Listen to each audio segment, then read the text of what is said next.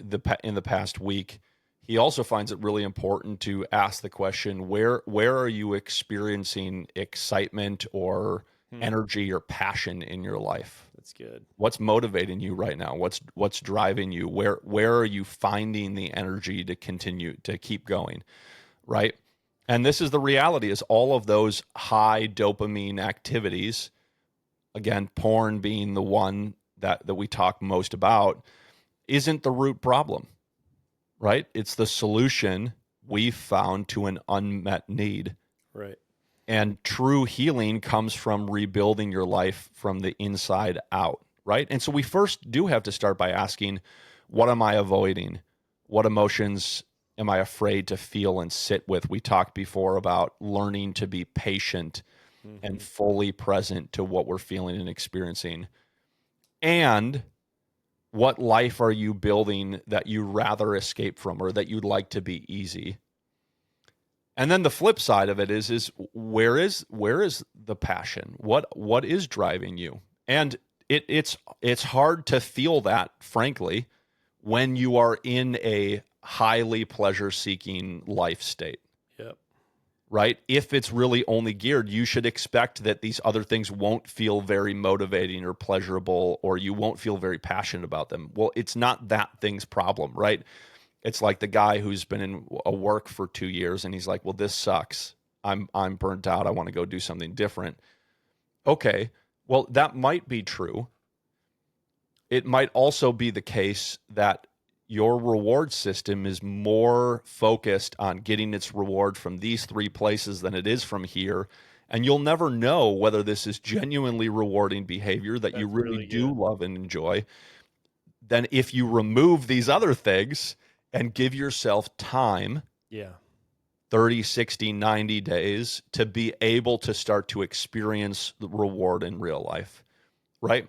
And that's an important, over the course of our 12-month program, is an important marker, is, are you starting to experience the reward and the desire of, like, I want to sit and just focus on my kids right now and just play with them and I actually have the capacity to get lost in play again.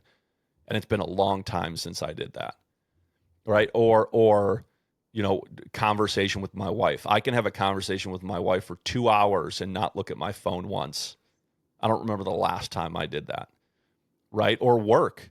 That's like, I experienced a week straight of deep work where I got in and my mind was focused. And, you talked a couple weeks ago about sequential unit tasking. I was focused on one thing, one at a time, with all my attention, rather than this attempt to be able to, watch YouTube videos while I'm writing an article, while I'm answering emails, while I'm talking to somebody on the phone, right? Or on a conference call with my team while checking Twitter and watching a sporting recap of a sporting event in the background on my other screen. Yeah. Right. This lie of our ability to multitask. Yep.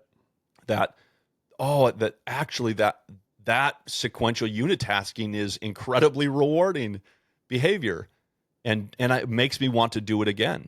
And I can start to feel the difference between multitasking and trying to do too many things at once, and the reward of being focused on one singular activity. And this really gets into identity, how you view yourself, right? I always think about, with identity, Dr. Neil T. Anderson's quote, "You can't consistently behave in a way that's different than the way you view yourself," right? That idea of the way that I think about myself, the way the influence that my thought life has on my behavior is incredibly linked, right? And you got to start paying attention to your thought life, fundamentally the way that you view yourself. What type of person are you? What type of person do you want to become?